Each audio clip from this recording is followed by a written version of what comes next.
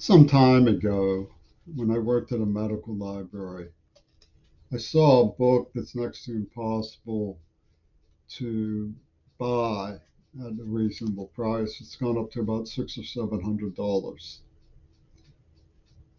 but it's by Jonas Salk. It's called Survival of the Wisest.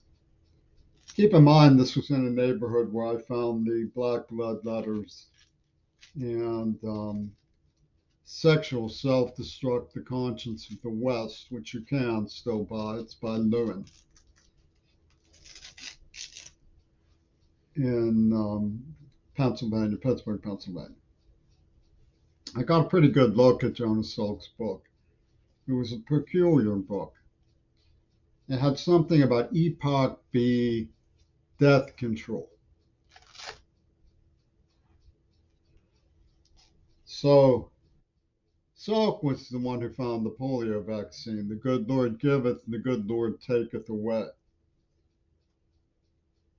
People who built its research labs, who incidentally also built India's parliament building, had a gang called ARP, who were the ones who experimented on me with a nerve agent.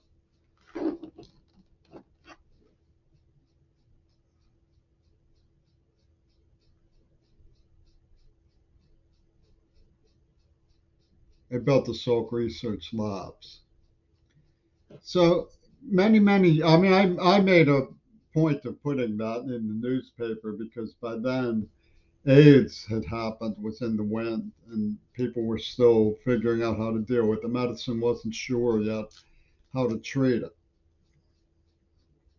So, I've been after this for a long time. The question is, with all of this um, additional research into what the Europeans are doing, and with the help of the right wing in America, and the doomsday threat that's going on right now. Um, Telling a sort of storyline about mystical uh, eternal return with the archetype of human nature, the inborn part of Sufi's quest for Allah, and so on. And the context of the re-demonization of the West's temporary abandonment of the idea that sex was ultimately marriage. And then when you're united in the flesh, you unite in the spirit, and you can't be broken asunder. And trivialization of extramarital relationships, sex out of wedlock, it's called, which was accompanied by the setup, which was the Cheech and Chong um, child trafficking business that came out with Woody Allen's gang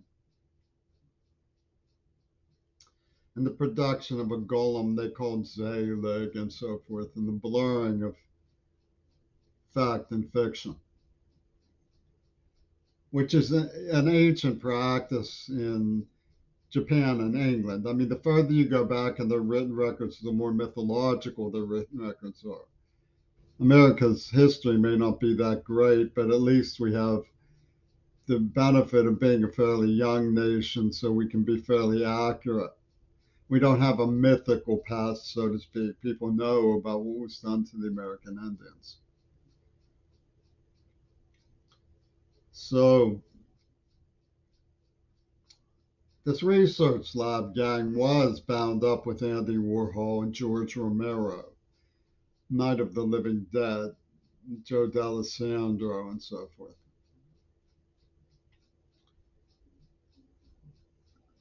Now, George Romero's daughter is named Kyra as a androgynous image in these letters. They have things about pills that cause measles and so forth. And whose look-alike appears on the cover of God Save the Queen. I mean, it was obviously um, a Euro group who agreed to do this, figuring there was a moral lesson, an existential theme that could teach people to return to the roots of more traditional behavior in the context of a fire and brimstone awakening of climate change. This was all scripted by Hollywood. I mean, whether you take it seriously in your darkness or whether you don't take it seriously, it's being played out deliberately. So, what is meant with that additional research by Epoch B death control? One of the things is the coup fraternity, armed to the teeth, watching to see if anybody gets any hanky pank on the side.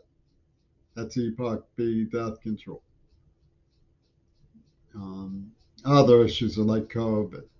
So you have these wheedles from the parochial mindset, 6 feet apart or 6 feet under. Choice is yours, you know. Slaves to Jay Inslee society, masquerading as liberal progressives. I mean, the people who were the most suicidal and hateful and violent and criminal were the people who were supposedly the ones being most victimized.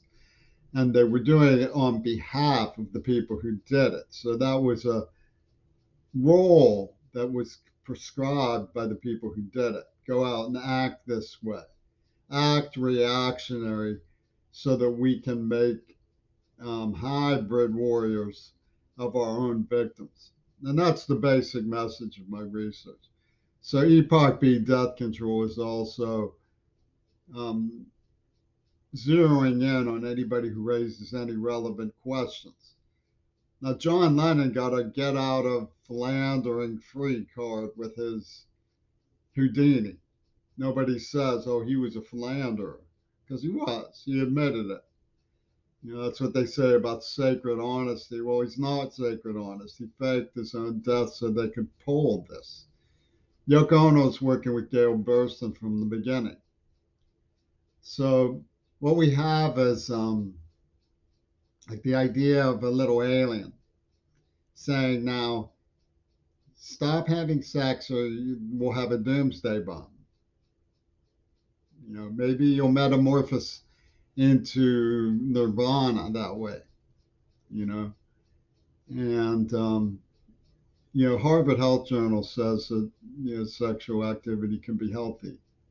So there's this agreement about the meaning of this Svengaliism and whether it's true to life in the spiritual best interests of the human race to fulfill a Star Trek episode designed by Stephen King to empiricize Jonas Salk's Epoch B death control.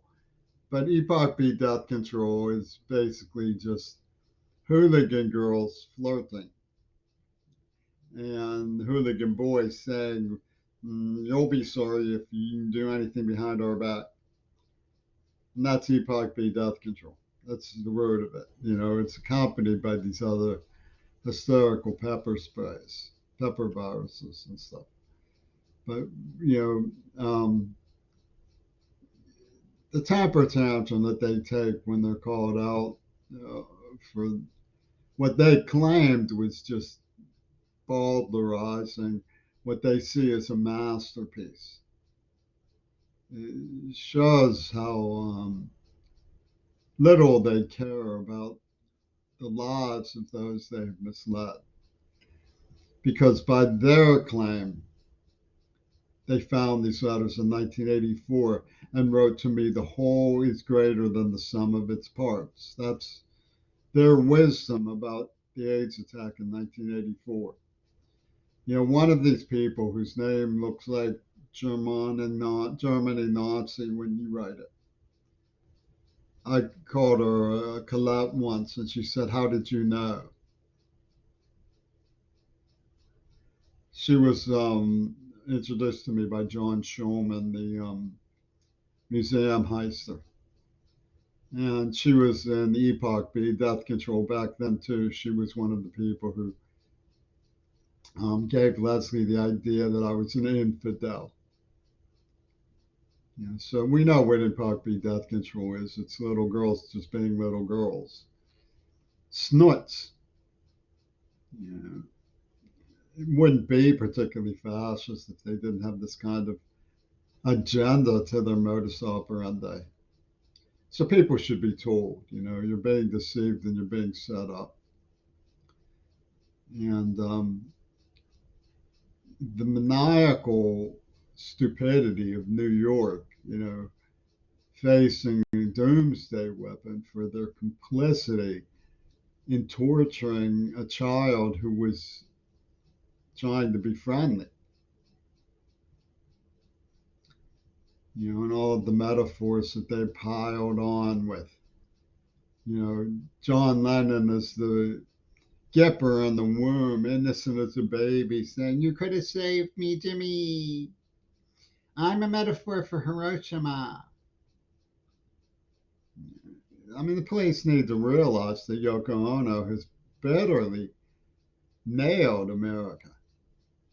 It really hurt us in revenge for the Axis. I mean, if they can't get that through their heads, I mean, how can they perform their administrative tasks?